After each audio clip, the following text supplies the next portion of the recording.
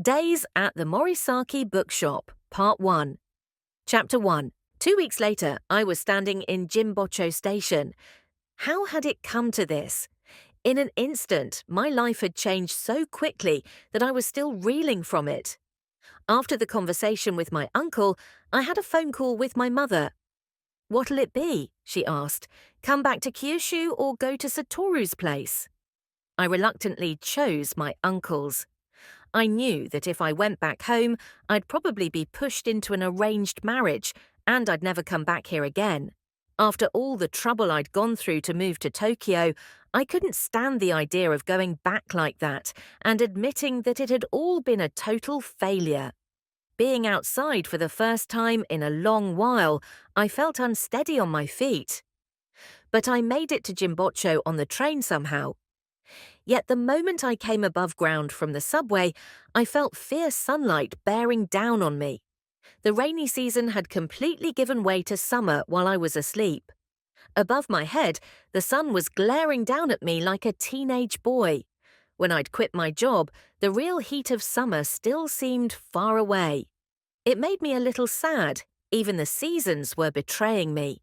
This was the first time I'd ever been to Jimbocho.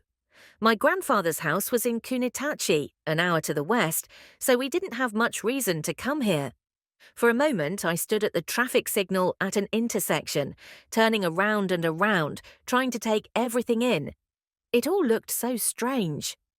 I saw a main avenue, which my uncle had told me was Yasukuni Street, and all along it on both sides were rows of bookshops. Everywhere you turned, there was another bookshop. Now, normally one would be enough for a street. Here, however, the majority of the stores were bookshops. While your eye might have been drawn at first to the bigger ones like Sanseido and Shosen, what really stood out were the small used bookshops. Seeing them all in a row together had its own subtle impact. On the other side of the street, towards Suidobashi, there were a few large office buildings, but they only ended up making the place seem even more bizarre. Still confused, I crossed an intersection that was crowded with salarymen on their lunch break and walked down the street of bookshops. Following my uncle's directions, I left the main road and turned into a little back street called Sakura. This brought me to an area of second-hand bookshops. I murmured to myself, "This is a wonderland of second-hand books." As I stood there getting broiled in the hot sun, trying to figure out how I was going to find my uncle's store, I noticed a man looking my way, waving his hands in the air. His hair was messy, he was wearing black, thick-framed glasses, and he was so skinny and small that he seemed boyish. He'd thrown on a short-sleeved checked shirt, loose cotton pants, and some sandals. I definitely recognized that look. It was my uncle Satoru. His whole face lit up as he said, "Hey, Takako, that is you after all." Up close I could see my uncle had aged a lot. There was no hiding the deep wrinkles around his eyes. His skin, once as white as some ill-fated damsel in a fairy tale, was now marked by a phenomenal number of sunspots. But behind his glasses, you could see that strange, childlike glint in his eye. "Were you waiting for me out in front of the store all this time?" "I thought this was around when you'd show up. You know, the whole area is just one second-hand bookshop after another, and I figured I can't have you getting lost, right? So I came out to wait for you. All this time I was expecting a schoolgirl in uniform, but at some point, I guess, you must have grown up." It made sense. The last time I'd seen him, I was in my first year of high school. We'd come up to Tokyo for the first anniversary of my grandfather's passing. It had been almost 10 years since then. He was still the same, though. He might be over 40 now, but he still had that same breezy way about him. He was the exact opposite of anyone's idea of a dignified when I was a teenager. I was so sensitive then about gauging the distance between other people and me. After I stopped staring at my uncle, I turned to look at the storefront. "So this is the shop my great-grandfather started." I stared at the shop with its sign that read Morisaki Bookshop, specializing in literature of the modern era, and felt a little moved by the sight. Even though I'd never met my great-grandfather, I still thought it was a pretty big deal that my uncle was the third generation in our family to carry on the tradition. The shop was about 30 years old, but it looked like something from an earlier era. Through the glass doors of the little two-floor wooden building, you could see the books crammed together. The original shop was on Suzuran Street back in the Taisho era. Of course, it's gone now, so I guess this is sort of the second Morisaki Bookshop. Wow. Well, come in, come in.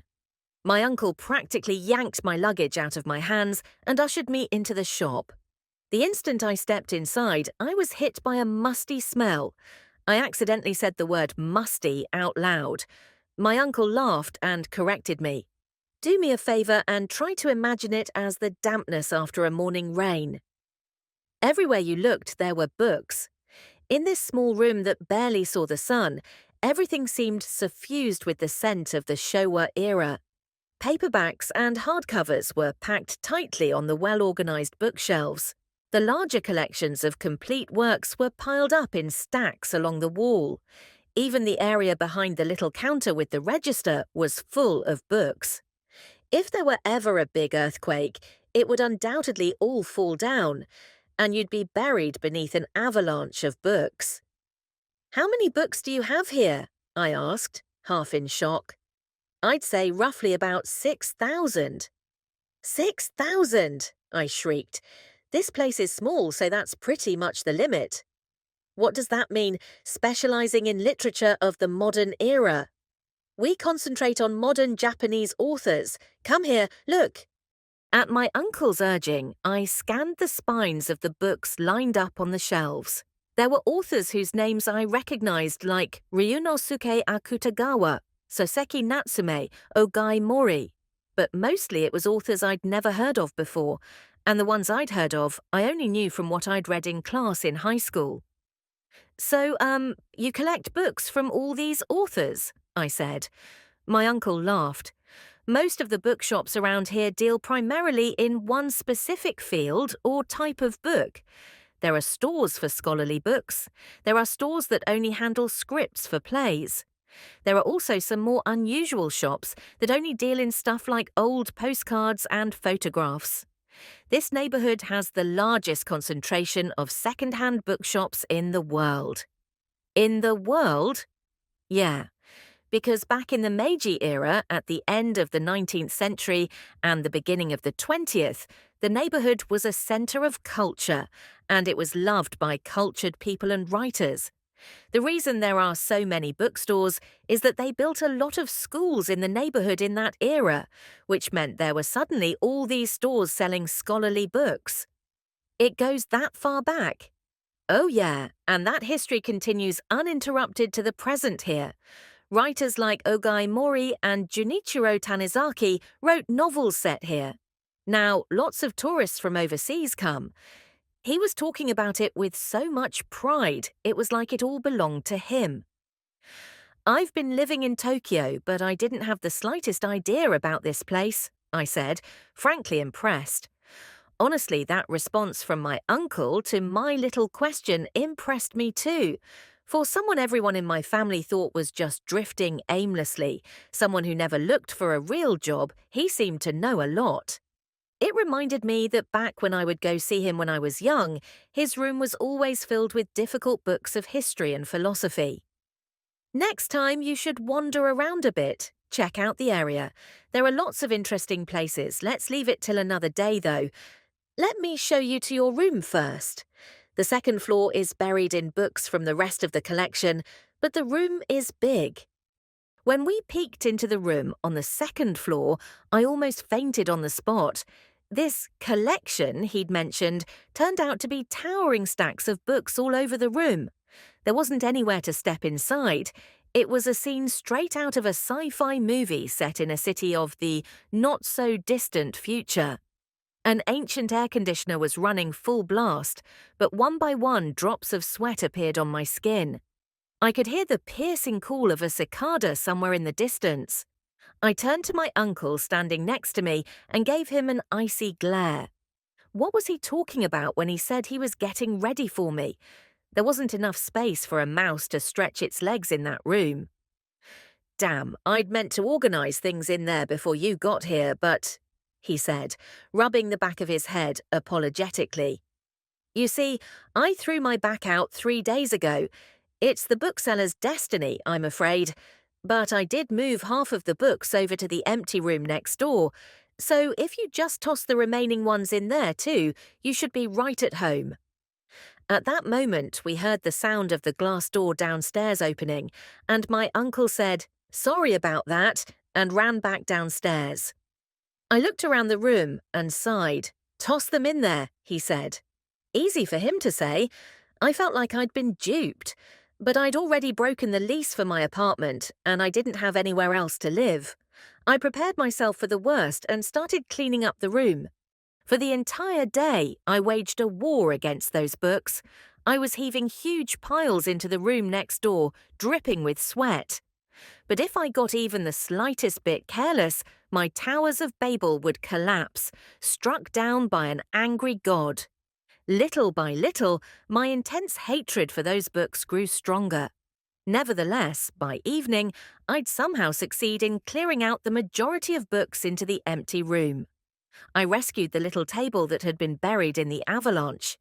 In the room next door, the books were piled to the ceiling. I was a little worried that the floor might collapse. But it seemed like a sturdy enough building, so I told myself it would be okay. Then I took out the vacuum and sucked up all the dust and bits of trash that had been floating above the ground like evil spirits. Once I had wiped down the walls and tatami mats with a dust cloth, the room started to look like someplace a human being might actually inhabit. I was standing in the entrance to the room with my hands on my hips, surveying my work with some measure of satisfaction, when my uncle closed up the shop and came upstairs to see me. "Whoa, you really cleaned things up. Amazing," he said. "Takako, I swear if you'd been born in England in the latter half of the 19th century, you could have been a brilliant maid." He went on saying more ridiculous things like that to me. Oh God, I thought, I'm going to have to get along with this person. "I'm tired and I'm going to bed," I said. "Definitely, take it easy, get all the rest you need. Tomorrow morning you can help me out though, right?" Once my uncle had left the shop, I got right into the bath and then crawled into my musty-smelling futon without even drying my hair. When I turned off the lights, the room suddenly fell completely silent. It was like all those books were absorbing the sound. I looked up at the dim ceiling in a daze and started feeling hopeless. Can I really stay here for a while? I don't see myself getting used to this. But it only lasted a moment. 1 second later, I was snoring. In my dream, I was an android maid living in a city in the not-so-distant future. In that neighborhood, all the buildings were made of used books. When I opened my eyes the next morning, I had no idea where I was. I looked over at the alarm clock beside me. The time read 10:22. All of a sudden, I came back to reality. "Ah!" I yelled and jumped out of bed. The store opens at 10. Before I went to bed, I set my alarm for 8, but at some point it must have been turned off. Who on earth played this cruel trick on me? The culprit, of course, was me. What a mess. I'd always been good at waking up on time. I'd been proud of the fact that in my 3 years at the company, I was never once late. But here I was in my pajamas, with total bedhead, hurrying down the stairs, rushing to push up the heavy metal shutter out front. As I did, the summer light poured into the room. All the stores facing the street were already open. I was clearly getting a late start. What could I do?